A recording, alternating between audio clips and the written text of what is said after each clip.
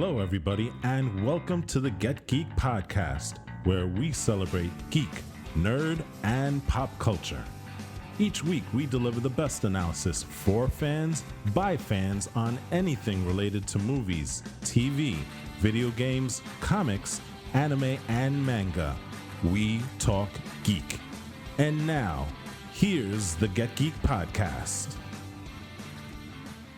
And welcome everybody to the Get Geek podcast. I am one of your hosts. My name is Gabe, and I am joined by blanking. What just happened to my brain? It literally just kind of like shut off for a second. I am joined by Walt, AJ, and Eli. It was that gulp of coffee you had right before we went live. I think there was like a delayed delivery to my brain. Yeah, man. Good morning, everybody. Good morning, guys. Good morning. Good night. Come on. Let's go, guys. Let's go. Good night. Oh my god, that was a terrible opening. Yeah, I know. Yeah. Jeez.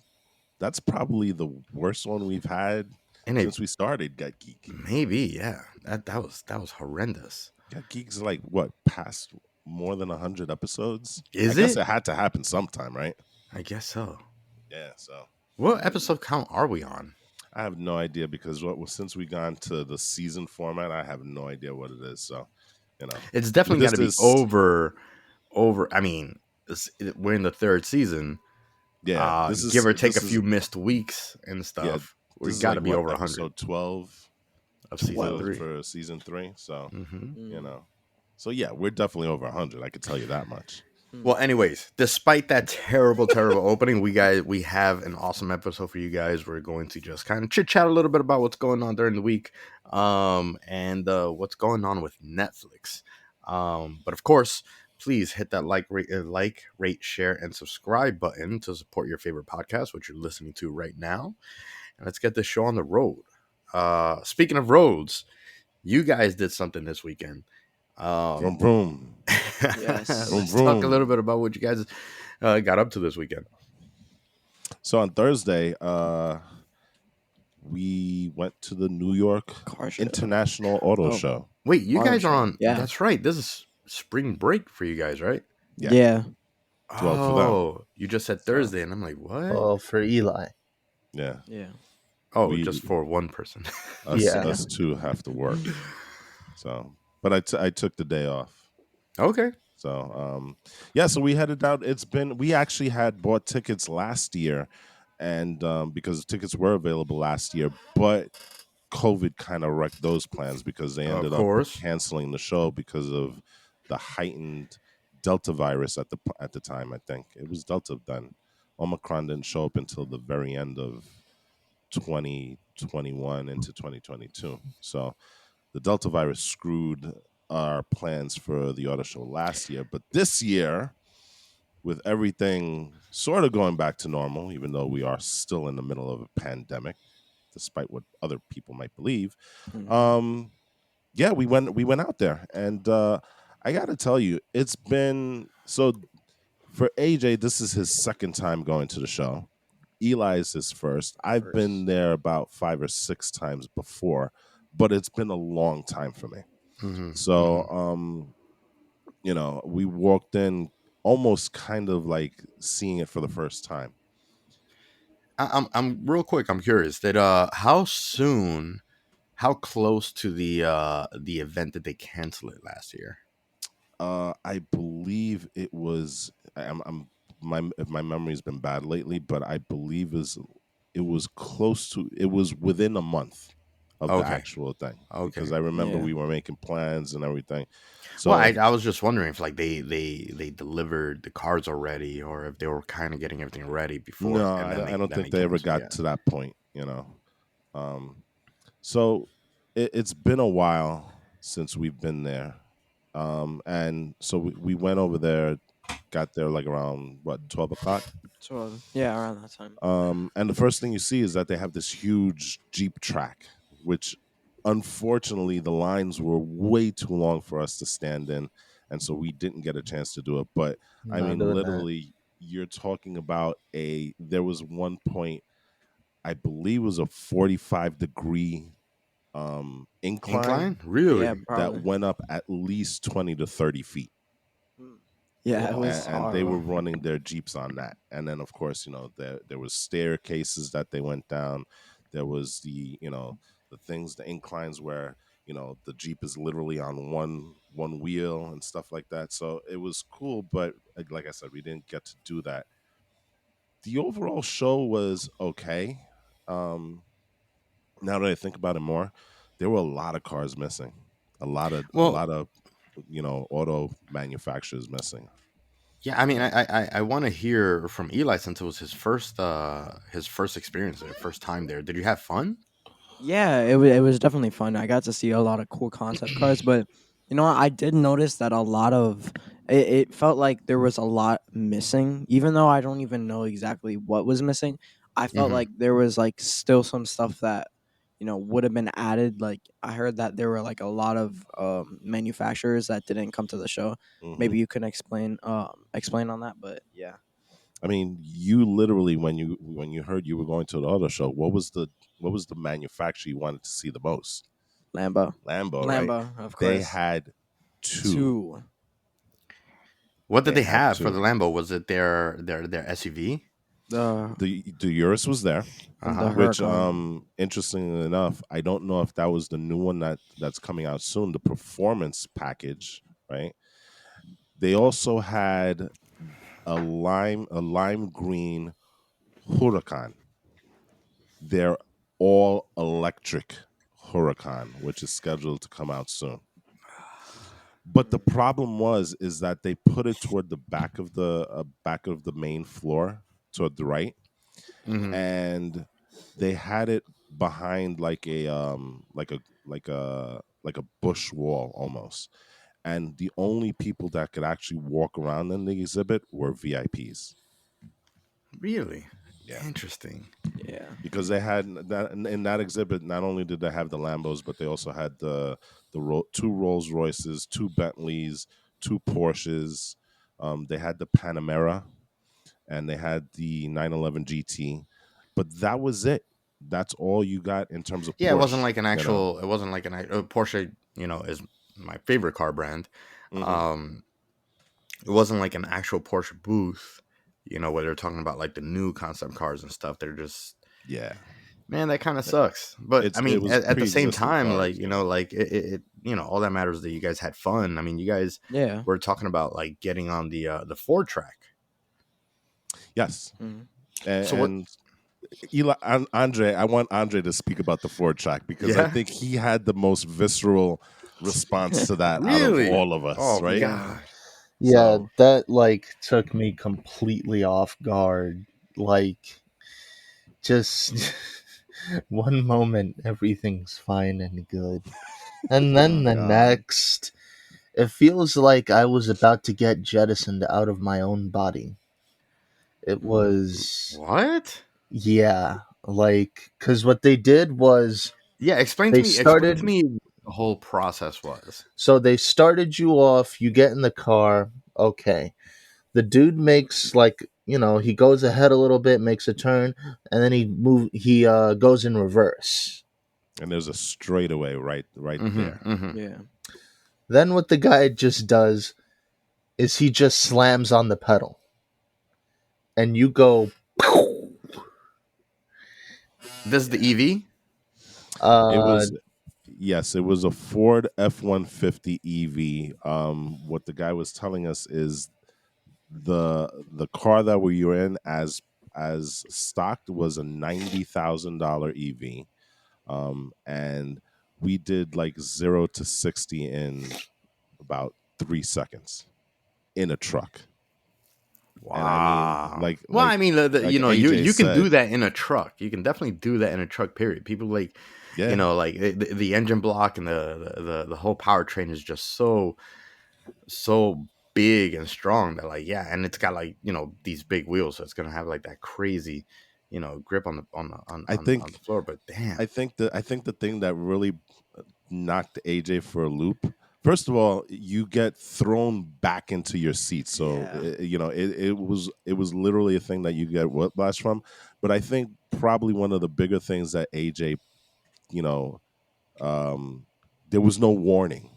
Like when you Yeah. have a regular car, you kind of like you hear the revving and stuff like that. The car is silent, and then all of a sudden you're shot out You're like a bolted, yeah. roller coaster. Yeah, that's one of the things that like I think is gonna take a long time to get used to.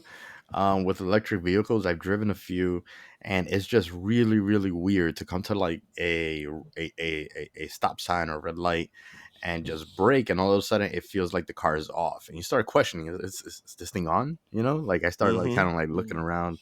I hit the gas a little bit just to make sure that I'm still good to go when the light goes green. Um, but I haven't been in a vehicle where I'm going pedal to the metal, to test out the performance yet, which would be kind of cool. But I don't know. I'm sort of a car guy. I don't want to say that I am a car guy, but I am a fan of you know uh, car performance and racing sports. Um, and I've got so, I've got F1 on the TV right now. As a matter of fact. Oh, get do out you? F1. No, Yeah. just don't. No, What? no, What do you mean no? no. Yeah. No. Explain. Hey, please explain, AJ, because I'm a huge F1 fan too. I'm sorry. I can't stand the Fast and the Furious movies. I can't.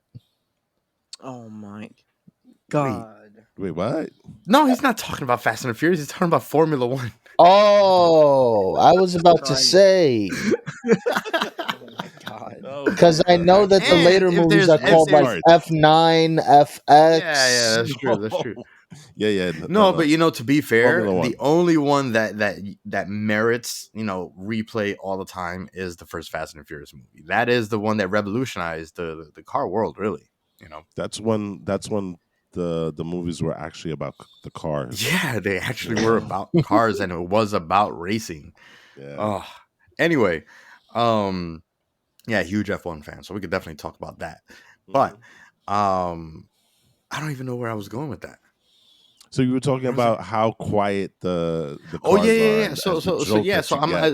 You know. that's right. The point that I was gonna make before we kind of start moving this along, was I'm a bit of a car guy. I've kind of always been super interested in some of these like high performance vehicles, even though my pockets don't allow me to get them anywhere near the enjoyment of these exotic vehicles and stuff. Which is why the car show has always been a big thing for me. I think since I was around 14 or 15. I've been going to the car show like every single year. I think I hit 7 years in a row. And then around the 2017, 16, 17, around there is kind of where like basically when I bought into the dojo is when things started slowing down for extracurricular activities for me. Hmm. Um, Mm. but Understandably so. the car show was a way for me to experience these things that were way out of my, purview, ever. And, Hmm. at least at that time, or, still currently. um, but I feel like I don't know how I'm gonna feel with this like shift that's very obviously happening. Every single company is moving to EV, to electric vehicles, and I like the sound of an engine roaring. I like the feeling of the rumbling of a car, and you don't get that with the electric vehicles. So I don't Hmm. know how I'm gonna feel about that exactly, but it's happening no matter what. Because, for example, all the manufacturers are moving their flagship cars to electric vehicles, and Ford, this is almost like blasphemy. Ford, not only did they make their Mustang now or shifting the Mustang brand over from as an electric vehicle, they also turned it into a crossover, Which which is which crazy. but believe it or not, I'm actually I didn't like the thought of the Mustang as a crossover, but I'm kind of warming up to that. I really am. You know. I don't know, man. That's Before we move blasphemy. on, Oh yeah, God, I know. it's because Before we move it's not on, a sport. It's not like a. oh, but it's still quick though. It's I mean, very you quick, you yeah, look at but the it's not. Lamborghini, the Urus. The Urus is the most popular Lamborghini, in their lineup. Well, yeah, Like because the soccer year moms that it, can drive them now. yeah, but the year that it came out, it doubled Lamborghini sales. Yes, That's because how you can popular take it your is. kids to the game in that Oh, but car. I love You're that not car. supposed to be able to take your kids to the game in a Lamborghini. Well, you could do it quicker, so you could do other things. You know. Ah, it Well, let takes me. away the spirit of driving these cars. I know. But Ah. before we move on, And I I shouldn't just speak want because I to. have a Cayenne, so mine There you go. isn't. You know, soccer But dad. it's a very Eventually, small compartment inside. Okay, I can't fit a bunch of kids. All right. well, that's okay. You put them in the trunk and away you go. That's what I did for a number of years. Ugh. Anyway, before we move on, I just want to make a couple of points. And I wanna end it with AJ's reaction to this. But speaking about what you were talking about with Ford, it's interesting because down on the bottom track, on the bottom floor, there was a huge track, right? And so they had a straightaway along with slaloms and stuff like that. And that's going to be my last point. But before I get to that, on that same floor, they were showing how New York is embracing EVs. And one of the things that they showed on there was a NYPD police cruiser, a Ford Mustang EV. So just so that you know that I wonder if it's actually coming. oh, it is because those were official cars. Those are that they Really had New York had a presence there. They were talking about interesting. how Yeah. they were looking to work with apartment building owners to try and make it a little bit easier for apartment dwellers to be able to charge their EVs. So Yeah. there is a push in New York City to get that done, and that has always been in my mind the biggest obstacle for New York is how in the world do you transition to electric vehicles when people live in apartment buildings? You can do it easily if you have a home because you just throw it in your garage and boom, Yeah. away you Yeah. go. But they have a plan. Um, two more points, and then I'm going to throw it to AJ to close this out. For you, Gabe, Hmm. I'm just going to give you two experiences that I was fortunate enough to have that maybe you should really look into. Um, in Jersey, there is a place, and I forget the name of the place, but they allow you to get on a track and drive either a Lamborghini, a Ferrari, an Aston Martin, and things like that. I was fortunate enough to do that. I wanted to do the Lamborghini. I couldn't fit in it. Yeah. So I ended up getting into a Ferrari. I think it was the F350. I'm not sure. Oh, Um, nice. No, you fit in the Ferrari. I did just barely. I The literally Ferraris. had to go I like guess the this. Ferrari has a little bit of a better space, a more spacious cockpit, even though I believe it's I lower was and almost smaller to the prone down. ground. Yeah. I was almost prone down like this. I Yeah. had to go lean way Well, back. I mean that's how a lot of these exotic sports cars are going to be. You're Yeah, going to essentially be in an F1 racing cockpit, which you're essentially laying like almost completely prone. Your yeah, legs and your spine are almost there's only just a slight curve, and it makes which is it how they sit. difficult Yeah, because I'm a big guy, and yeah. adding the helmet makes me even bigger.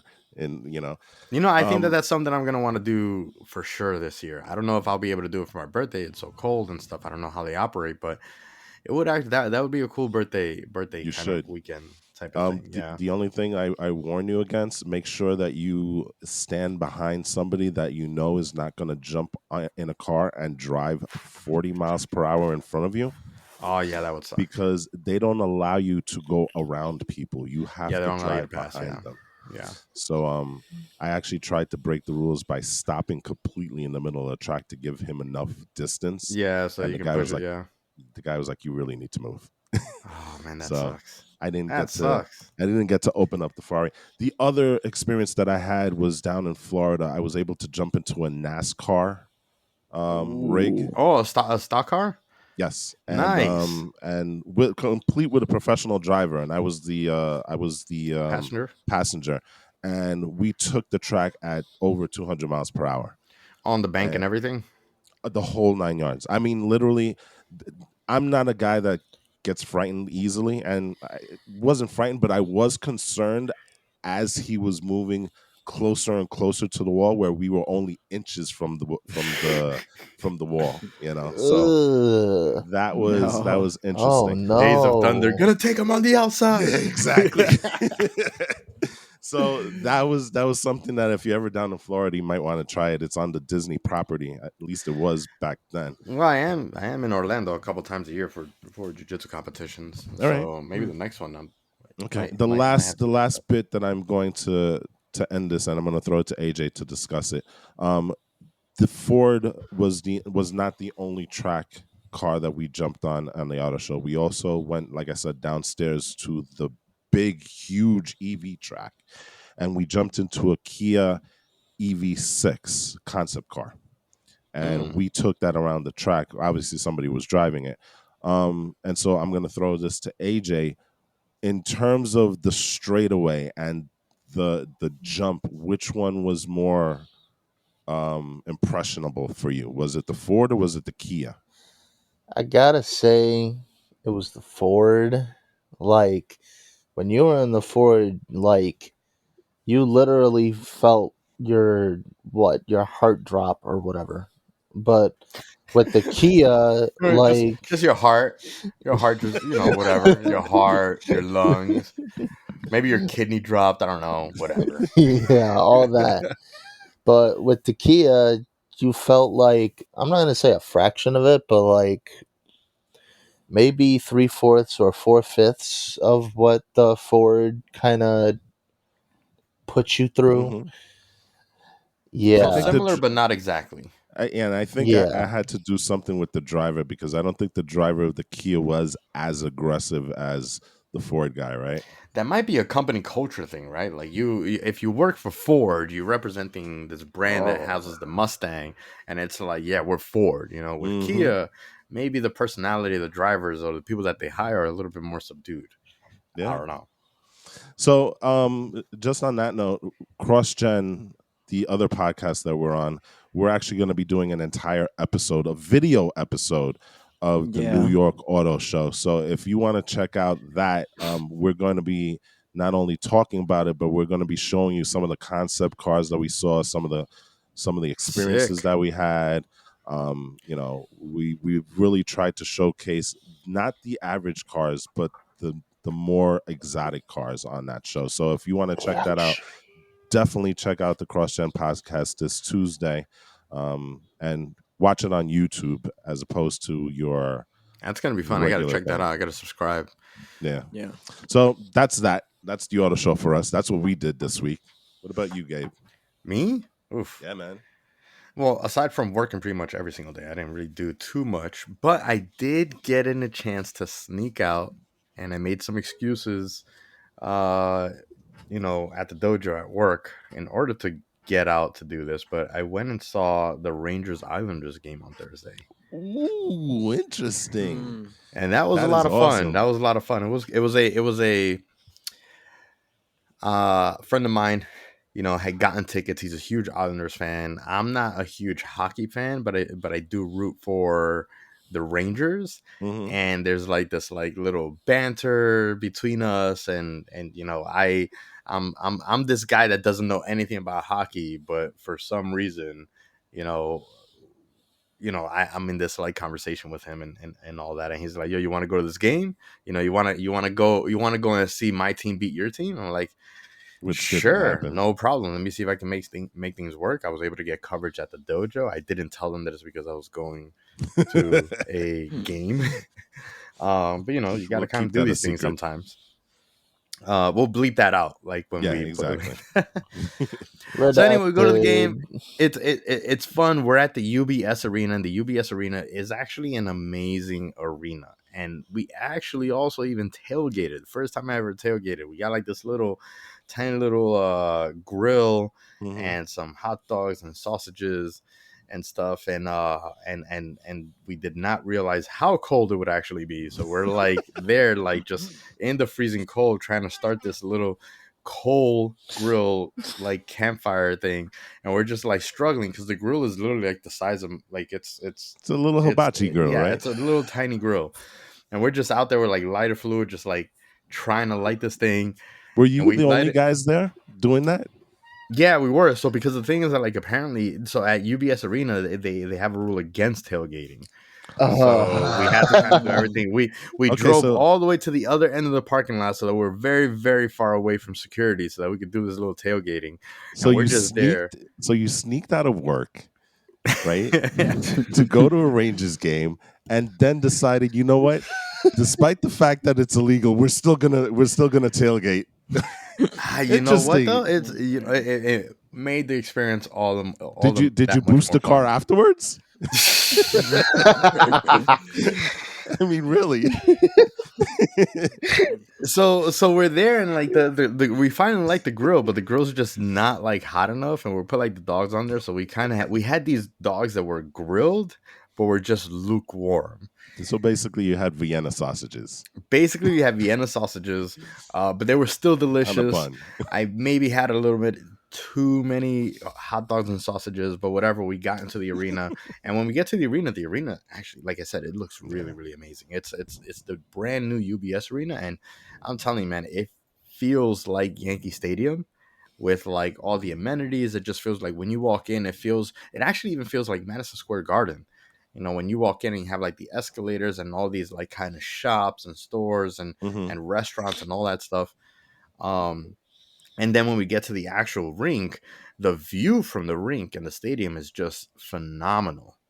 It's so Mm. beautiful, and we had bleacher seats. We were literally like one row in front of the last row up in the bleachers, and it was still an amazing, beautiful view. We had a Yeah. great view of the game. So the game was a lot of fun. Because I'm sitting there in Islanders Nation. I'm sitting there with my buddy Eric, Islanders fan.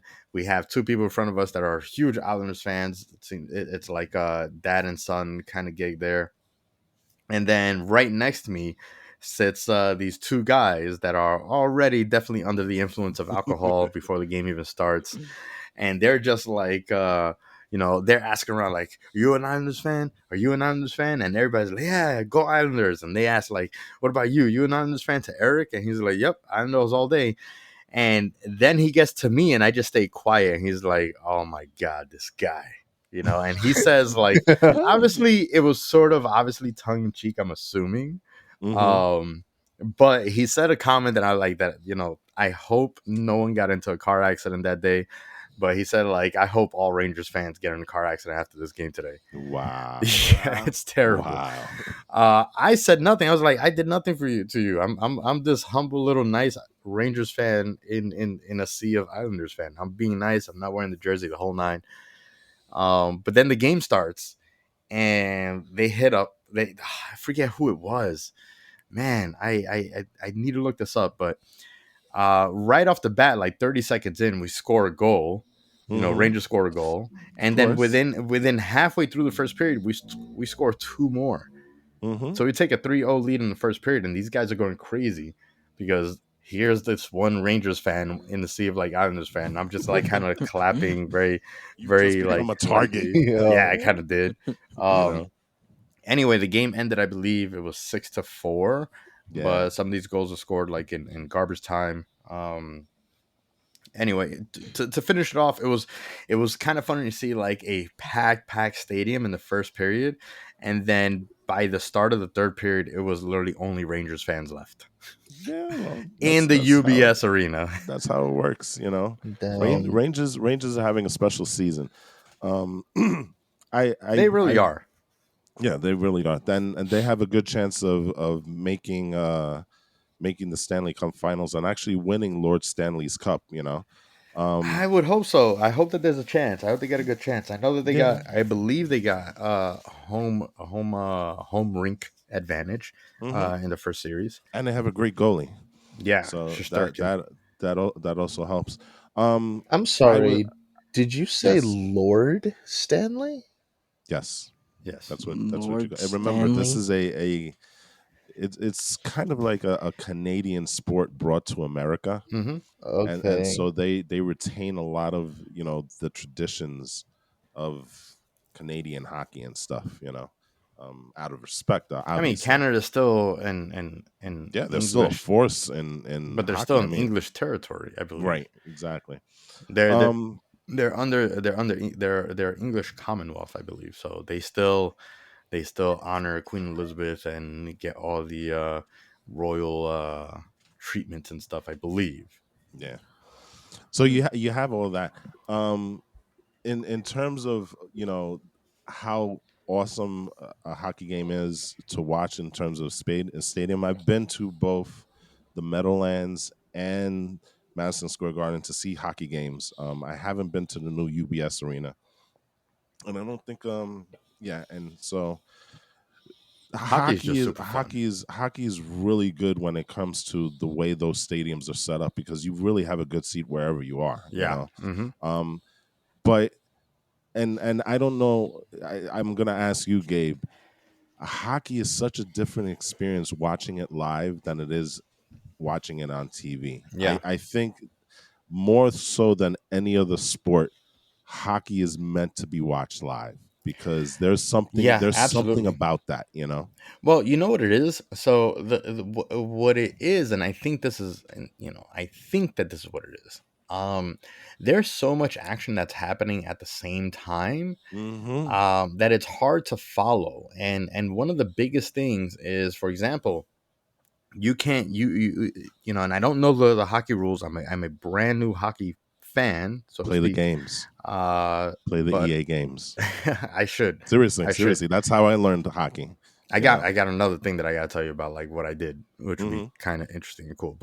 Um, but anyway, the one of the biggest things, right, is you cannot go off sides. The off sides is if you have a Right. team member on the opposite end of the rink before the puck crosses into that side. So Yeah. so a You lot of have to the respect action the that you blue see line. has to be seen from a wide angle, just to see how they're setting everything up, how they're passing the puck over, and then the rest of the team racing to get to that side so they can catch the puck before the opposing team can do anything with the puck. And then the puck moves so fast and so far, like back and forth, And it's so that small too, right? it's impossible to do on a television screen, because on a television screen the camera has to be just on the puck or just on the players, and it can't really get the full view and full scope of the game, so it's hard to follow the excitement of everything that's going on. For example, you might have on the television screen, you might have the action going against the wall, where they're trying to clear the puck, but you don't get, because they have to have the camera on that action, you don't get to see where the rest of the team, where the rest of the skaters are, how they're blocking, how they're creating their angles. And sometimes it's really hard to see like some of these trick plays live on television when you get to see them live in person. Yeah. It's amazing. So Hockey's a really cool game if you get into it. But there are some crazy rules like icing. Icing is a weird rule that they I still have. don't understand icing. So I just really quickly, icing is an attempt by the rules committee to not allow people to dump the puck into the zone and just have somebody go over there and grab it. You know, so you cannot send a puck over two lines without one of your guys touching it. And so Mm. what happens is They have that to pass it to the middle, and right, then and then yeah, remember, yeah. now Okay, you that have makes sense. Yeah. you have to worry about offsides, where the blue line, you've got to keep the puck in the middle of the of that, and let one of your guys go into the zone first before you can advance the puck, right? Mm. So icing is kind of like, you if you didn't have icing, you can cheat where these guys just throw the puck to the other side, and it's a And they just race to stay who back gets here it defensively. right. Yeah, It's a race to get to who gets it first, right? yeah. Hmm. So if you touch it, then it's icing. You have to let the other team touch it first, and then try and take it away from them if you're going to do that. So Yeah, you I mean, can do it, I but think, the other team has to touch it first before you can actually act on getting the puck. yeah, I'm telling everybody that I think that, like, if you go to one or two games, you'll be able to enjoy the television experience much more, because you'll have an understanding of what is going on Mm-hmm. off screen. you have an idea of what would be going on because you've been to a live game. So I personally believe that hockey is the most fun live action game that there is. More fun Oh, than absolutely. basketball. I Yeah. haven't been to football. Definitely more fun than baseball You and never soccer. been to a football game? Nope, Ooh. I Hmm. have not. But Ooh. anyway, I have one Ooh. more thing that actually I want to surprise you guys with. Okay. On Friday night, after a very long day of work, so I did. It's not like I'm just taking a bunch of days off. On Friday, I worked from 8 a.m. to 5 p.m. But then right after, without a break, okay, just doing teaching classes and doing privates all day. Um, but right after that, I bolted over to Brooklyn Video Games and Arcade. Our friends down there that have like it's the resident retro video game store and arcade, Mm-hmm. and I participated in the Street Fighter 3 tournament that Get night. out. Oh. Wow. How'd you Okay. do? I did not do that great. No, I did. So I did okay. For someone that hasn't competed in a fighting game tournament in a long, long time. Last time that I competed in a fighting game tournament was literally more than 20 years ago. Wow. Right? Wow. Yeah, 2008, around there when I lived in Texas. I did a Street Fighter tournament, Street Fighter 3 tournament also.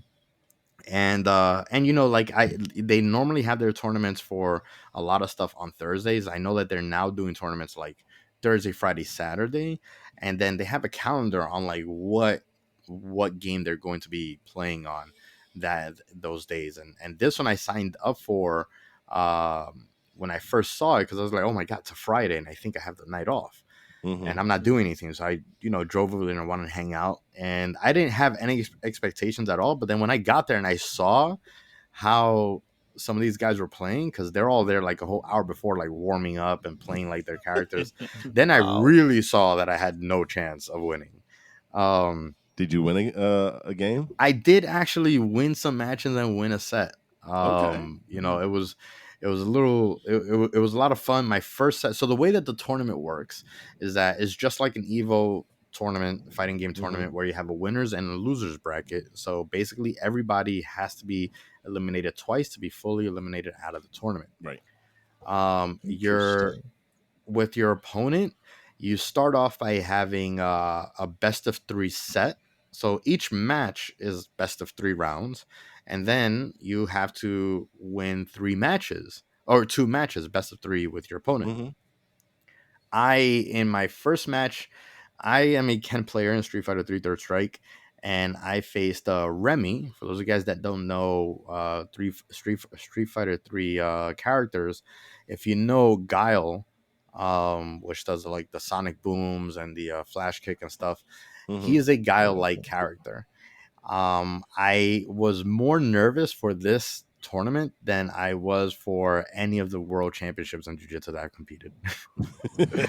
And so that nervousness kind of translated in that first game where like I'm dropping combos, I'm dropping execution, my fingers are super like jittery and like my heart is pumping because they live streamed this on Twitch, and it was a super professional live stream. They had like one of the, like an insane commentator, super funny dude.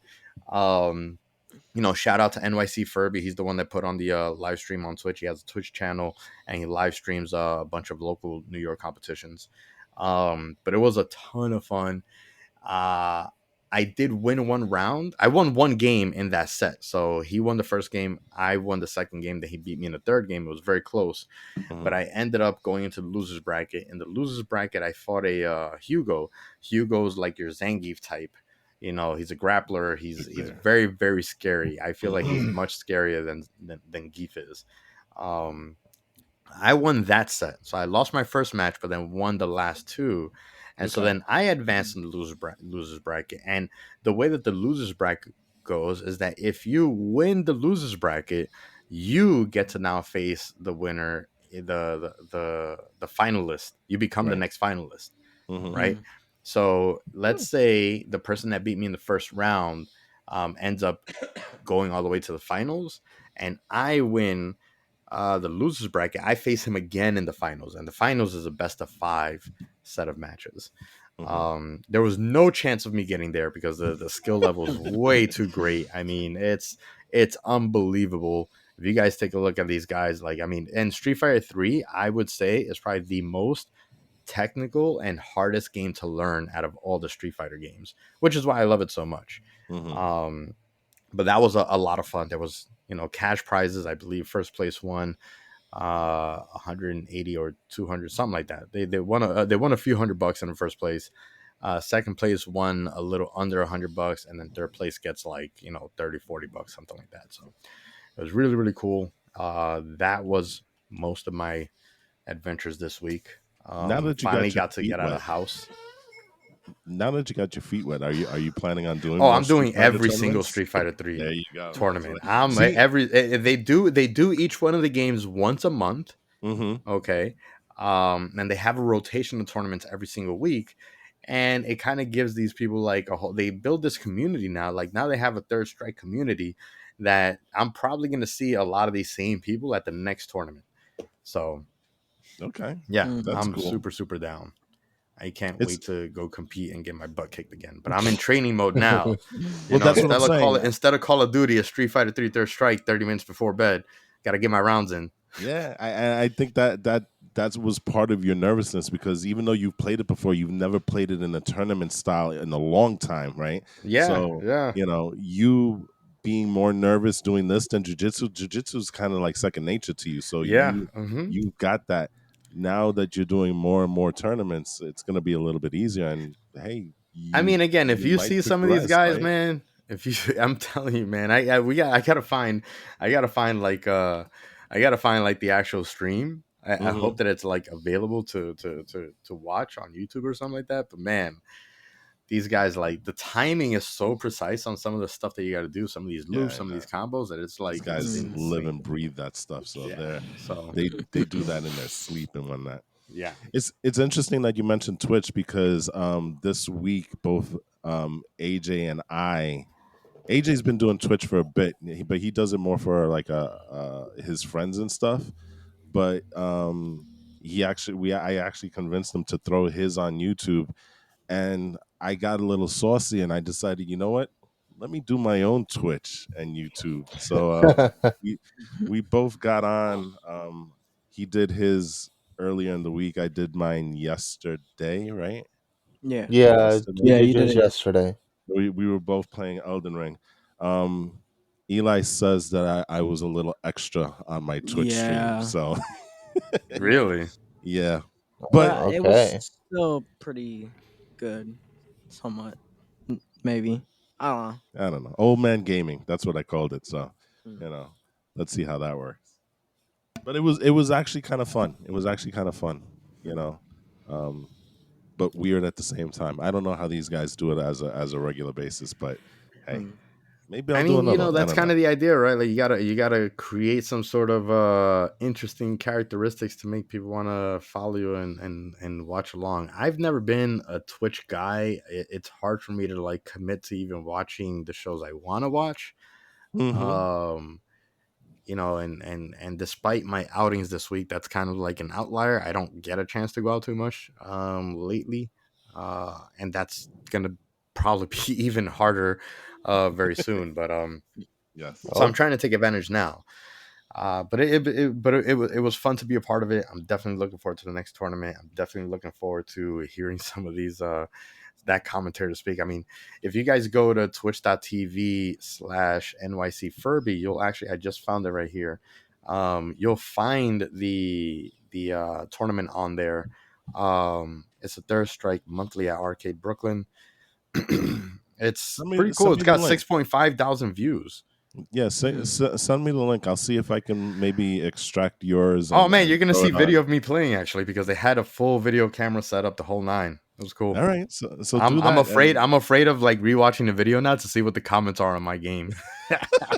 oh, Oh god, I can imagine oh now. some people no. could be brutal on those things. So, Oh, one more thing. I gotta give a shout out to KBD fans on my new keyboard, custom keyboard that I ordered. It's ooh, finally in. nice. I Custom love Let's it. go. Good keyboard. looking. So Anyway, you missed it. on to the So next. yes, What are we talking next? Oh, we're talking Netflix about what is a we're not. bastard. No, no, no, no, no. We're talking Oh, about what we're not talking about. AJ, do me a favor. Turn around. oh well, yeah, okay, yeah, Oh, yeah, yeah. So, if you guys That guy. remember, yeah, that guy. If you guys remember, last episode we were talking about, you know, are we excited for episode 5 of Halo? And I think most of us were kind of intrigued. Eli was absolutely not excited. nope, not at all. And then we started recording this podcast, and we all realized that we did not even see the episode. I actually thought we did, which No, is Man. crazy, we right? didn't. We You didn't. know, You I'm know, like, and yeah, for all we watched it. Wait a second. You know, and for all that excitement that they were trying to build with a very special preview of just episode 5, just to let us know, like, hey, the action's coming, everything you guys have been yearning for is going to be in this episode. We completely forgot it, and that's a Mm. shame. That is a huge, that's a terrible indicator of where things are. And even worse of an indicator is the ad that Oh AJ my spoke about. god. AJ, So, please get us, explain to me okay, exactly what happened. I'm gonna walk you through our what Friday night, right? It's Friday yes, it Yeah, night. was Friday okay. night. Hmm. So we Mhm. were deciding what to watch. It was gonna be between Moon Knight and Halo, and so I figure, okay, well, I've seen some interesting stuff on Twitter that makes me kind of want to rage. So I want to see how this actually played out. Let's do Halo.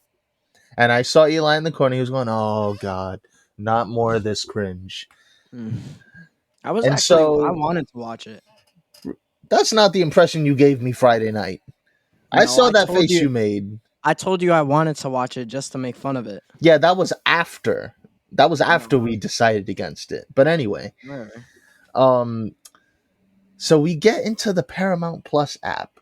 As soon as we get in, we are like blasted with this ad for Halo, and it's like Halo is heavenly in like Oh, huge letters. And then exactly after that, I'm going to paraphrase it because I don't remember the exact thing that it read, but it read something along the lines of diehards have been enjoying this or something to that effect. And I'm like, turn this off.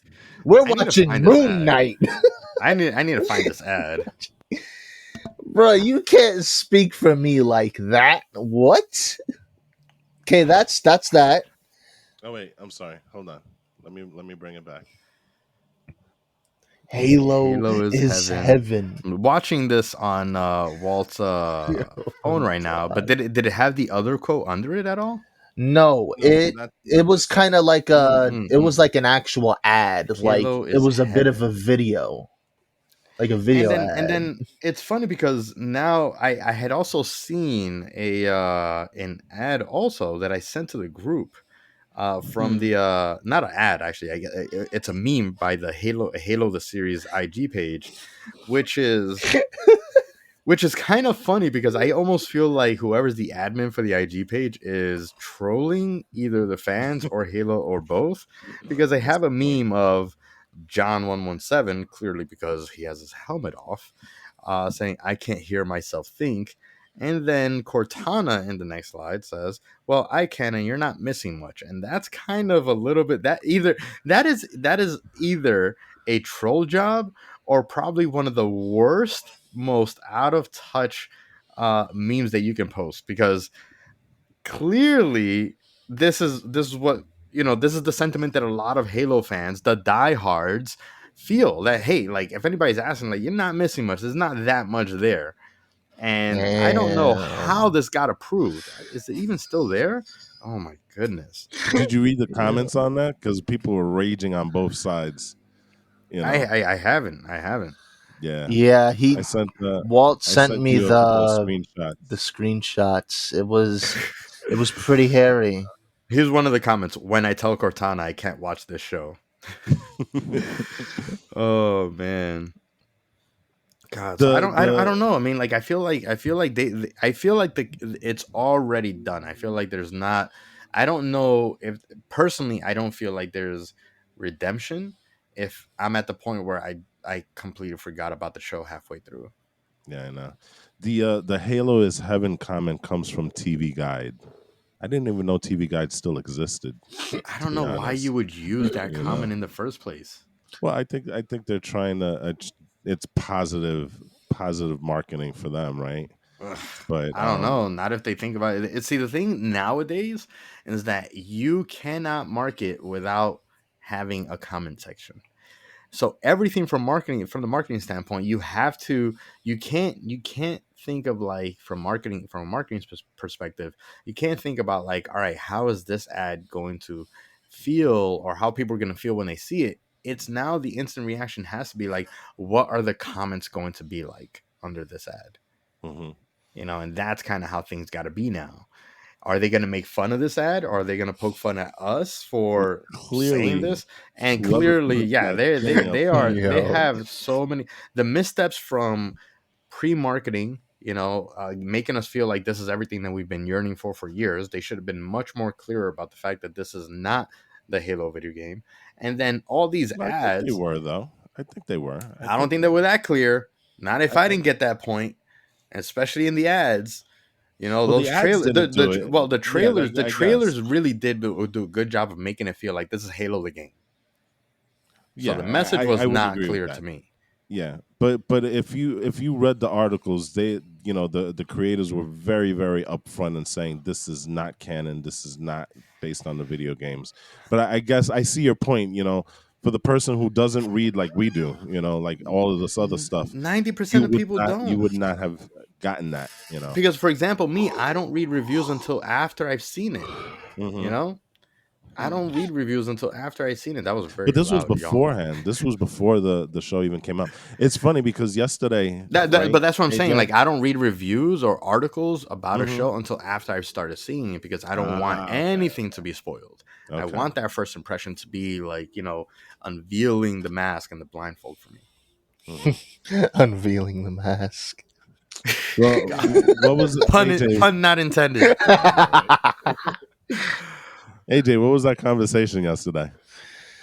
Oh man, like How long did that conversation go? So we had my nephew, and my brother and sister in law come over, and we had kind of like a game night, with the longest Uno game probably in the history of mankind. But we won't get into that. But what, a good 45 minutes, I want to say, Mm, just on Halo, yeah, right? like because we were talking about whether or not Halo could have been done without the Master Chief, and it basically came down to, well, yeah, there is a way you can do it. It's just like, because I mean, if you really want to tell a different story, but at least allude to your big marketing nuclear weapon, what's it, Master Chief? hmm The best way to start would be to tell the story of the fall of Reach in like the lens of Noble Team, or a team like Noble Team. Yeah, And then they absolutely. pass the torch past the Cortana to Chief, and then you start Halo. I think that that's how it should have been done too. I think that if anything, like if they could have created a Halo universe properly, as is all properties now on television, they could have started off with Fall of Reach, Noble Team, the whole nine. They could have done anything, ODST. They could have done any of these kind of like sub stories that delve into the geopolitics or space politics, as well as the mindset of what goes on in the Spartan program and this, that, and the third. And then maybe let's say at the very last episode, like Luke and the Mandalorian, Master Chief comes down and saves the day, gives us that still it still gives us that feel of like, oh man, he's the hero, he's the one that's like he's the Superman of the show, without letting the politics get in the way of his Superman-ness. Does that make sense? Because Yeah, I think I get it. I think what the show it has done poorly is have Master Chief very heavily involved as an instrument in the politics of the show, where I think it should have been very, very separate. So this way you still feel like, despite all the politics and everything going on in the show as a story, when I see Master Chief, I'm seeing the hero Master Chief that I fell in love with and have played for the last 20 years in video game format.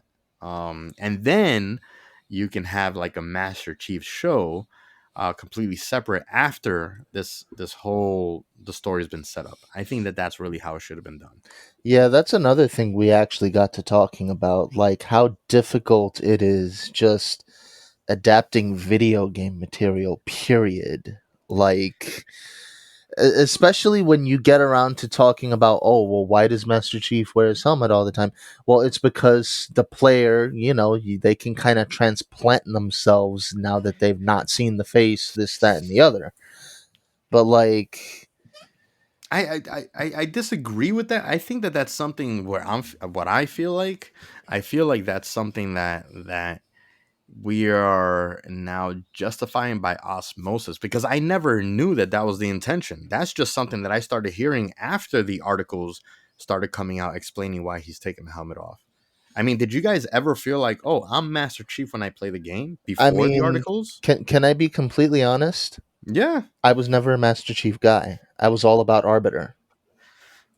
Okay. And that's cool. Same. But again, like, But to your point though, There's yeah, I there's never some fanboy really fantasy. saw myself as yeah, Master Chief. this is I feel like this is the PR spin on the backlash that they expected from the helmet being off. Maybe from focus groups, after they showed the show to the focus groups, they came up with these talking points for articles and stuff. But I never thought that that's what it was. I always wanted to know. That was always the allure of Master Chief. We always wanted to know what he looked like. That's why they always teased us by taking off the helmet but not showing the face. It's Yeah. because we never assumed that we are Master Chief. We all wanted to know. It's just the mystery was exciting and enticing, I you think know? that was always like a fanboy fantasy for some, Maybe not for for all. some, You know what I'm yeah. saying? I mean, it's kind of like the whole Spider-Man. He wears the mask. Anybody can be Spider-Man under the mask. That kind of thing. So I think Right. it's a take on that. I just one of the things that I was, and this went into the whole adapting video games and things like that, is like he my nephew was kind of like, well, you shouldn't take off the helmet in any case, you know and so I'm like, but in the video game, having the helmet and having the armor, it's critical for you to have it on all the time, because in a video game you're constantly fighting. But when you're trying to adapt something, there are times where just the situation dictates for you not to be there. And one of the points that I made, he hasn't seen the show. So, he's coming from, the point of view that everything's online and what he reads and Reddit and all this stuff. But one of the points that I was trying to make was like, there's a point where Master Chief does get caught and he's incarcerated. You're not going to keep him in the suit, That's you absolutely know. true. And, But but why is you that know, the story that needs to be told? Why but can't we but get the story of Master Chief in the but here's battles? but here's the crazy part about it, because people are so focused on him not taking it off, and he was like, well, then just armor lock it.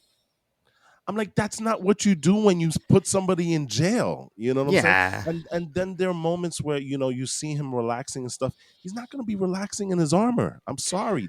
That's just, he's like, You well, you know know, what? He's a soldier. He should be ready at any moment. That's not how soldiers operate. all right. And So and, I need to combat this a little and bit that's because that's where that's where I have that issue where it's like you have this unwritten rule where he can't take any of I his stuff understand, but off. see, here's where I have to fight you on this a little bit, because I'm not saying that he doesn't need to take the helmet off and he doesn't need to take the suit off. I'm saying Yeah. that this is the wrong story to tell, because the only reason, if you don't give us a story of him being in the jail cell, or him relaxing, or him you know let me get completely naked so I could take this Yeah, little I know that's a little weird. No, pellet I out. If you don't no. show if you don't if that's not the story, then we don't get those things. My thing is that, like, this should be Master Chief in the field, Master Chief in his ship going, basically planet hopping, to understand what's going on with the artifacts and so on and so forth. And more of Master Chief fighting. We got 4 episodes of Master Chief basically not fighting at all, which obviously warrants him not needing to have the helmet on, the suit on. But this is why I say that this is the wrong story to tell. I'm not saying that they shouldn't tell these elements of the story. They can show them, or they can tell them, but at a different point, a little bit more spread out, so that the feeling of Halo is still there. So I just think that it's the wrong story to tell. so what I'm gathering here, and this is something that's been percolating in my mind, and you're kind of reinforcing it here right now. Mm-hmm. The issue is not the fact of the unmasking of Master Chief. I think what we're really raging against here is the story that's being Yeah, told. I think absolutely. more than anything. But people are conflating that with the whole, he needs to keep his helmet on. I Yeah, think that's becoming the extension. Instead of blaming the story, they're blaming the fact that he's walking around with no helmet. yeah. I You mean, I know, think a lot of the masses do generally have trouble articulating exactly the feeling that they have. I think that for the most part, people don't realize that the reason they don't like Halo is because it's the wrong story to tell. They're just associating not liking it with seeing him something without the helmet. visual, something Something visual. tangible. They don't understand how story development works. I think that the mass majority of consumers are just straight up consumers, not reviewers, not creatives. And I'm not saying I'm any of those, but I think that because we delve a little bit more, we geek out on the little aspects like storytelling, character development, that sort of stuff, we can pay attention to what how it could have been done better because we understand it a little bit more than the average person.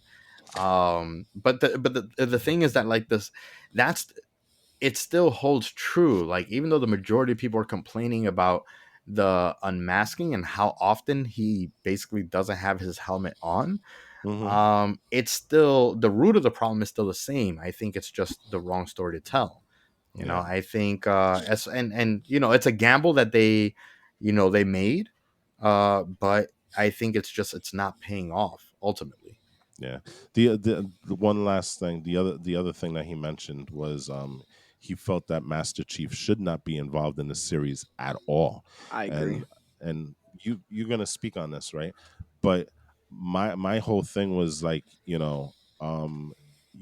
can't do that to Halo and have your biggest chip and not use it. I think at some point Master Chief definitely has to be involved. He was like, well, there's tons of Halo stories you can tell. I said, but you have to establish the universe first with your main hero before you tell those stories. And, he was like, well, you can watch Solo and still enjoy it. I said, that is true. But the fact that you're willing to go see Solo is because you had Yeah, because of 7 movies beforehand to establish this universe yeah, first. the reason you want to see Star Solo and Wars, Chewbacca is because of Star Wars. right? Star Wars does not work if you never introduce Luke Yeah, Skywalker and Darth Vader. I'm sorry, it just doesn't work as a franchise. You can't start with a Solo and then expect people to jump on. And just look at Solo's box office numbers; it did poorly, and that's with an established character in a universe that's already a franchise. And yeah, so my take to that was that you need to bring in Halo, establish Master Chief as your guy, tell a competent story, and then from there you can open up the universe. the other thing You too know? is that I think that it's easy to say that, oh, you don't need Master Chief for something when you're already a fan, have played the games, and know the entire Exactly. backstory. It's Yeah, easy. It's Exactly. really easy for you to I be like, will I don't say need to see that. Master Chief because I know Master Chief. What Right. about the masses that don't know Master Chief? That's Exactly. how you have Master Chief. But this is also why I still think it's the wrong story to tell, because Yeah, all the people Mhm. that are not Halo fans that haven't played the games, they're getting the wrong first impression of Master Chief. This isn't the Master Chief that we fell in love with. And the goal should have been to hey, all these people that didn't play the video games, let's make them fall in love with Master Chief too. And then once we have the TV people and the gamers all on the same team, now let's tell the Expand. story of Master Chief and his emotions and everything that's going on in his head in season 2. As a matter of fact, I thought it was very, very perplexing that they announced season 2 before season 1 even debuted. And I can tell you honestly, I feel like the reason that they did this is because I'm theorizing here, but they probably had their focus groups, realized how much it was going to be panned, and they were like, well, let's put all this stuff out there first to kind of get ahead of it. Let's get the talking points. Let's let them know that season 2 is already going to come. And so this way it's like, hey, like, I know that this season may not be exactly what you were looking for, but there's already a season 2 coming, and hopefully they can make amends there. I believe that all of this was done for damage control before the first episode even came out. I think it was also a show of support, to the creators and the guys saying, "Listen, we've got your back." Yeah, I know I this believe that. might Yeah, be divisive, yeah, and stuff, but you know what? We're going to allow you to tell your story, which is something that to be honest, a lot of sci-fi shows don't get the opportunity to yeah. do. Hmm. Sci-fi shows, you know, on a regular basis never get to finish their storylines. They get maybe a season or two and then they're cut because the following for sci-fi unfortunately is not great, and they're traditionally very expensive to make. Yeah, So Cowboy Bebop. you have a very, very short leash with sci-fi, you know. So I think this was kind of their way of saying 343, whoever, the producers, we've got your back, tell your story. It may be bumpy at the beginning, but hopefully you can kind of fix this along the way. Yeah. What? So, just to repeat that again. What are they So trying to do? I don't know because I'm not in their We're just offices, I'm not in their theorizing. minds, right? But I think the reason why they said, "Hey guys, there's a season 2 coming," was kind of like a way of deflecting, like Gabe said, some of the vitriol that the show was going to get, especially with the first couple of episodes. We still haven't seen the end, so we don't know how it's going to end, right? But I think it's also a way of kind of letting people know that we trust the creators and their vision for this show, and it's a way of telling the fans that, listen, stick with us. We've got this. We know what we're doing. You just got to give us a chance. You know what I mean? I mean, I hope so. I've kind of written out the first season already. So I'll see what's up. I mean, So is Yeah, again, I've there got written out the we entire still need to show. see the 5th episode, but it's telling that it came out on Thursday, so Friday, Saturday, and now Sunday. It's 4 days. Listen.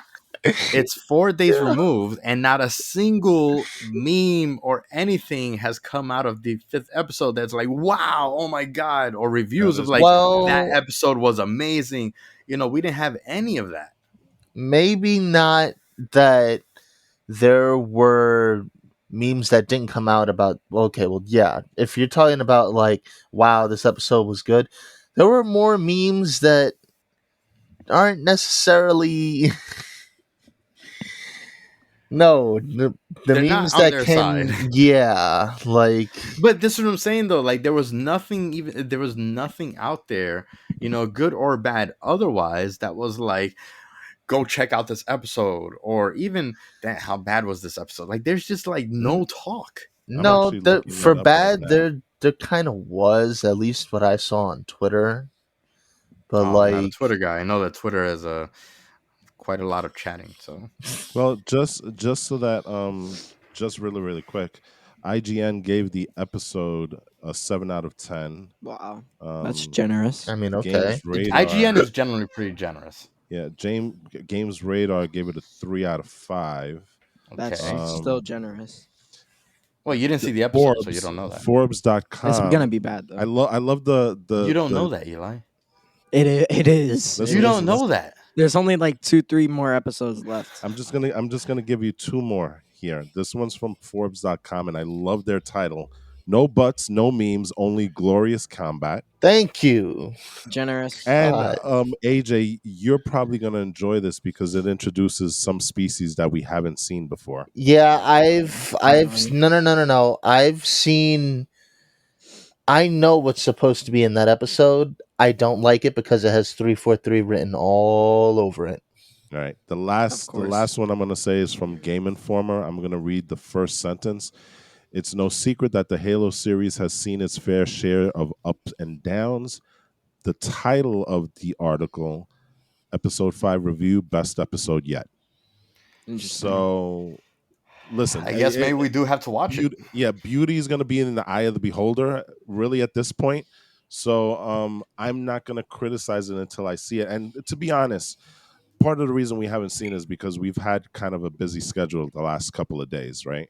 And so, but then I the guess. other I mean, I reason went to a was hockey game and played because in a Street Fighter tournament instead of watching the episode. yeah, I know, and the same thing with us. You know, we've had a Stupid couple of things ad. done, but the ad was the one that killed it for us. I mean, 'Cause again, otherwise look, we'd this be is the talking thing. about This it. is the thing, right? So, like, in the age of streaming, where you can really make time for whenever you have time to watch something, this show is not making you plan your schedule around it anymore, or not to plan your schedule around it, but to plan it around your schedule, because you have the ability to just watch it when you're ready to watch it, and none of us wanted to. Yeah. Well, we'll see. Like I So, said, we do I'm a have one more little thing that we got to intrigued. kind of like touch on. We got Yes. to touch on Netflix. What is going on at the house that N built? Netflix is being a bunch of bozos right now. Netflix is on, like, there's like a firestorm of everything going on at Netflix. So the news came out this week. Actually, a bit of Netflix news came out this week. The biggest news is how much their stock tanked after the early reports of their subscriber loss, which I forget what the initial number was. 200,000 So subscribers in the last quarter. first quarter of Damn. 2020. First quarter, So they lost 200,000 subscribers, and then they also annotated saying that they are expecting 2 million subscriber losses in the second quarter, which is that. Ugh. no, that it's a little bit incorrect. What it was is that they had projected for that first quarter an increase of 2.5 million subscribers, and instead it turned out that it was 200,000 that they lost. Now, a lot of what they're saying is a lot of the subscriber loss is due to the situation in the Ukraine and Russia, where Netflix has effectively been cut off from Netflix, right? But I also do think that it has a lot to do with password gate. Yeah. Yeah, there's that too. And conversely, there I think, the current financial situation, the economic situation, is also having an effect on Netflix as well, because um, for a lot of people, you got to kind of pick and choose the luxuries that you want to keep around when you're worrying about putting food on the table, right? So I think there's a big combination of things with Netflix that's kind of snowballing all at one time, Hmm. Yeah, I mean, yeah, no, clearly. I mean, it's still very, very huge. I do definitely understand the whole the numbers thing with, like, you losing a lot of European subscribers because of the conflict in Ukraine and Russia. Them taking a stance on on the because I believe on the whole incident that's happening over there. I believe they've closed out their Russia division, if I'm not Yes, mistaken. they suspended the service, and according to their figures, that resulted in a net loss of Yeah, 700,000 700,000. from Russia. It's just alone, Yeah, just Russia Wow. alone. So I commend them for taking a stance and, like, following suit with the rest of the companies worldwide, and I guess in their own private way sanctioning Russia themselves. Mhm. Um, so it sucks that they're kind of dealing with this fallout. And I guess it's expected, but the other big news is that Netflix is canceling or getting rid of completely their anime division, Yes. plus a few other areas that they're going to be trimming Yeah, down. they've effectively fired the director of anime services. I don't know exactly what the title is. Oh, Hmm. hold on a second. I thought it was animation. You saying it's Animation. anime? No, animation on a I am general way level. off. I Oh, apologize. Yeah, This okay. is what happens when you just skim through things. yeah. I was But gonna say, yo, get no. but Oh, animation does encompass anime. So, Yeah. things like I think Castlevania was a Netflix anime. Things like right. that you're not gonna see anymore. Okay, but Or at my least if Seven Deadly Sins, yeah, Dorohedoro. my concern what was not being able to watch JoJo's on Netflix. That was gonna no, be a bridge too far those for me. those are still gonna be there. It's the ones that are being produced by Produced by Netflix Netflix. Yeah. itself. Okay, okay. Those are the ones that are gonna be affected. So, Yeah, so I mean, but that's the thing. There are anime shows that are produced by Netflix, like such as Seven Deadly Sins, and I believe Dorohedoro is also produced by Netflix, if I'm not mhm. mistaken. There's a couple like very high profile anime shows that are produced by Netflix, or at least that they have the rights for. So that does kind of suck. Yeah, it does. It's not a Excuse me. and it's weird because you know Netflix right now is kind of tone deaf to what people are dealing with right now, and so this may be a direct response to losing all of those those subscribers. Anime, not to us but to a lot of people is still kind of like a fringe um medium and stuff. It is It becoming is. more It is. popular, it's becoming more mainstream, but they probably took a look at their offerings and said, you know what, we're probably not getting enough bang from our buck from animation and anime and stuff like that, and this is something that we can cut out, which won't affect the larger population of our Netflix subscribers and stuff. But you're losing a lot of your subscribers. Now, a lot of people are now going back to work, so Netflix is not a thing that, was as needed to That's get true us too. through the That's true pandemic, too. right? But they're also very tone deaf because we're in the middle of an economic I'm not going to say crisis, but there's a situation, and what do they do at the start of 2022? They raise their prices, They raise their prices, and then they also take away the password sharing. which is Unless funny. Which is funny because I think they tweeted out maybe like 2 or 3 years ago. Password sharing is love. This is on their official Twitter account, so they were actively telling people, "Go ahead, share your passwords." we Wow. this yeah, Mm. is this was part of their strategy, and now What? yeah, you're pulling that away, and on top of that, you're not even saying you're going to start charging people based on IP addresses and where they're located yeah. for those Yeah. extra things. I mean, Bro. everything that Netflix is doing right now from a PR standpoint is that's a poison pill. You're doing everything wrong. People have people jumped onto Netflix during the pandemic. A lot of people use that service to kind of get Get them through through. Yeah. being Hmm. shut down and stuff, shut in and stuff like that. You have households that are maybe people don't live in the same house. You have a kid that goes off away to college and stuff like that. You're not. These are things that you're not thinking about. And Mm. then to have this seismic shift of losing subscribers, which they've never done before. And then you talk, I mean, I mean, from the a thing is, PR like, I standpoint, feel what are like you they're doing? they're they're creating this like vortex of subscriber losing things. Like, obviously they've lost subscribers, but now they're gonna lose It's more like a because the prices panic. went up, lose even more because now you can't share passwords, and lose more because there's other companies and brands out there. For Oh, example, you absolutely. if you're gonna get rid of any or some anime that people are into, maybe someone like me is going to jump on, well, I mean, I am on Crunchyroll, but now if there's less of a reason to be on Netflix, then it's like, and I can't share passwords, I can't do any of this stuff. Maybe I just don't have Netflix at all then, you know? Yeah, I Because I'm mean, the reason I'm sharing a password or I have someone else's Netflix account is because I can't afford Netflix. So if I don't get their mhm. password, it's not necessarily going to make me, get a Netflix account. If I wanted a Netflix account because I can't live without Netflix, then maybe I would have had a Netflix account. But now there's even less stuff on there when you have Paramount, which I probably cancel at the end of the Halo show. Maybe you should just cancel it now.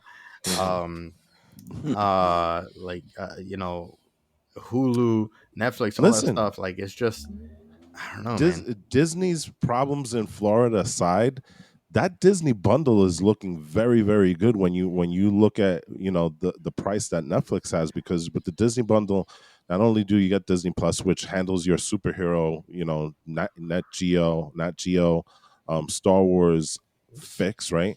Yeah, yeah. Hulu has a pretty decent collection of anime on there. You know what I'm saying? And for the Ooh, sports fan, you get ESPN. So I mean, Yeah, I you're mean, I have the Hulu that's Disney Plus bundle with yeah. ESPN and everything too, and then I also have that through my T-Mobile account, so I get like a $10 discount a month. Mm-hmm. So I pay, I think it's like only $6 a month for all three of those services, which is really That's a good pretty because of the attractive T-Mobile thing, thing, right? which is what allows me to get like Crunchyroll and Paramount. Netflix I share. Mm-hmm. Um, I guess I guess the only real reason that I watch Netflix is for the Korean dramas. Okay, So I'll have to that works. I'll have to see how I get my K drama fix if I end up not Was it like losing my Tubi, password. So Tubi, or something like that? I don't know. I have no idea. So I don't know how that works. So, but there are ways to get around that. But I mean, I think Netflix is really making a misstep here because they're kind of tone deaf with what's going on with their subscriber base right now, yeah, yeah. especially in this geopolitical and economic climate that we're living in right now. Um, you're making all the wrong moves. I hate to say it. Well, you know what? You Like know. maybe Yeah. they're testing it out first. I think that like if they test it out and realize, all right, there's no way to really control the password sharing thing, or they're losing too much, I think they'll probably go back to password sharing. If it Yeah. doesn't go well for them on a subscriber thing, because everyone's sharing each other's passwords. It's almost like kind of like an unspoken profit share between the companies, between like Disney, Netflix, and all these other companies. Without them realizing it, it's like, all right, if you give me your Disney password and I give you my Netflix password, then we're kind of like sharing in each other's profits in a way. Hmm. But if you're forcing me to cancel something, well, I'll just cancel Netflix and I'll enjoy your password, And it's unless interesting that none of the other services are following suit. that's the only thing that kind of worries me. I wonder if because the only way that this would work for Netflix is if all the other companies do it as well. If all the other companies do it as well and you're forcing the consumer to pick and choose, then that's where you're going to have a true subscriber list. Because if Hmm. no one's able to share passwords, then people are going to pick and choose exactly where their money is going to go to, and it's going to go 100% to that company. Yeah. So that's the only way that'll work. But Netflix being maybe Netflix or maybe they're trying to be pioneers in this way, so that the other companies can follow suit. But I think that would be a that would be very detrimental to the consumer. I think that everyone's subscriber list would go down. yeah. So I don't think that that's going to work for any of the companies really. Well, you're right that this is a test run because I believe the password sharing thing only affects a couple of countries in South America. I think Brazil and Peru, maybe two of those countries. And when they were pressed on what exactly is the criteria, um, I I believe what they said was, well, we're going to go right now at least for the people who are more the heinous abusers of this. And so, people that have been sharing passwords to like 15 people, those are the ones that, as at least for right now, my understanding is that they're targeting. So this really is not going to affect, a lot of us right now, Yeah, unless you have a family of 15 and then you're screwed, you know yeah, but it's the start of something, and it's interesting to see. You already see the backlash from it, and especially when they were actively promoting you to do it. It's kind of disingenuous that now all of a sudden, because you've had a subscriber loss for the first time in your history, and it seems like they're overcompensating or overreacting. That's Right. the sense that I'm getting. Right. So All right. Is anyway, there anything else that we want to talk about? I thought this was probably maybe go 40, 45 minutes, something like that. yeah, we got into it, Mm. especially with Halo. Halo. Halo will always be contentious on So this whack. podcast. That is, yeah, on this Uh, podcast, So but only horrible. now, because honestly, before the show came out, Halo wasn't contentious for anyone, I think. That's. I mean, maybe not on this podcast, but within the community, I'm not gonna say that's true. What I mean is that, like, I'm not saying that, like, I think that, like, because everything that was used was hated was universally hated, and everything that was loved was universally loved. Maybe we give or take a few elements here and there, but I don't think that there was ever anybody that's like, you know, Halo 5 is the greatest game, and then another faction saying Halo 5 is the worst game. I don't think that it was that. Maybe divisive is the word. I don't Yeah. think Halo was ever that divisive before the show. It's. I'm not gonna lie. It actually kind of Infinite started becoming divisive before the show. Yeah, I mean, yeah. It really did. yeah, with the fact that Guess. Forge wasn't coming out, multiplayer was a Yeah, little but The I don't know. broken. rewards Yeah. still suck. Yeah, they kind of went to this whole season pass thing that they've never really done before. To this point, you still can't play co-op multiplayer. Yeah. Yeah. Yeah. So I you know understand that. that they did have some issues prior Yeah, but to those launch. are video game issues. I'm talking about like the like as a story, as the characters. I mean like these are, if there's something wrong with the car, there's something wrong with the car. But you know, I don't know if that's like Yeah, a good analogy, but I understand. Like I definitely wish I had co-op so I could play with you guys. I definitely wish, especially on a game like this, I definitely wish I had a lot of the elements and stuff from the older games, but it doesn't make me not like the story or Master Chief any less.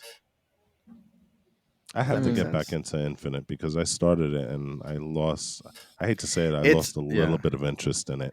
You know You what it know, is that I think that like one of the biggest issues for me, because I am enjoying Infinite, but not as much as I've enjoyed other Halo games, is that it's not linear enough. I think it's right, too Ghost of Tsushima. right. It I feels think like a Halo the Ghost of allure. Tsushima, which would be cool. It is still cool, but Hmm. like because I had it's too much freedom. It's to me it's also the same thing that happened with Metal Gear Solid 5, which is I had too much freedom, so I didn't feel emotionally invested in the story because I was kind of 50% of my mind was on doing my own thing, and the other 50% was like, oh, let me go back to the story. Too much Mm. freedom. So Too yeah, much freedom. yeah, You miss the elements of the video game equivalent of 24, right? Where everything was yeah, frenetic and had to be done in a certain way, and if you missed your time frame, then the universe would be screwed. This one is kind of like, I'll save the universe, but you know what, I've got time to have a little bit of coffee yeah. at Starbucks, you know. Yeah, I think that Bro, I think that the method of the game should have been a little bit more. I think they should have separated the two things. I think that there should have been like a very linear way to play Halo, so this way I feel like I'm just going through the campaign the way that I would normally go through, um as opposed to like all this freedom, because I actually don't even know how to continue advancing the campaign. I'm just like hitting all these different things, what? hoping that I continue the campaign at one point. But it shows you the objectives. I know, but like it doesn't feel like there's a real order to the objectives and stuff, and I don't know There, when I'm gonna get like, I don't know. I mean, I understand what you're saying, but it's just like on my way to some sort of objective, I gotta go save UNSC over here, and I gotta go like do this stuff, and and those I don't know. Marines can wait. They've been waiting their whole lives. They can wait a Yeah, it little doesn't feel longer. very Master Chiefy to make them wait. Anyway, I think we're ranting on a little bit long. Let's go Yeah. ahead and say our goodbyes. It's been an awesome show, awesome episode, good conversation. Glad we could jump on it. And once again, please like, rate, share, and subscribe. Check out all our other podcasts that are under the Talents 55 Studios banner. That would be Walt's job to describe, because I am blanking now again. So as I did at the beginning of the episode. You have this podcast, the Get Geek podcast, and this focuses more on just like geeky stuff, right? You have the CrossGen podcast, which is a little bit more fluid in our topics. Like, for example, we've done Elden Ring, and this week we're going to be doing the Auto Show. So we're a little bit more diverse. We also have the Positively Cynical podcast, which has more of a political bent to it. The Gabe and Walt show right now is on hiatus because, quite frankly, we've been very, very busy individuals, but sports still goes on. We've got the draft coming up. So we will talk about the draft. That will be our comeback show. There you go. Thursday, we Friday, need to and talk Saturday. about the draft because football is king. Yes. So maybe we make our glorious return then next week. So those are the 4 podcasts that Talents 55 Studios offers. So check it out. There's probably something that you'll find to your liking. Yeah, exactly. Yeah, at some point it'll be like Baskin Robbins that had 56 episodes, 56 podcast shows. Flavor for each I don't think I have enough time for all of that. So, and with that said, stay geeky, everybody. Stay geeky. Geeky. See ya.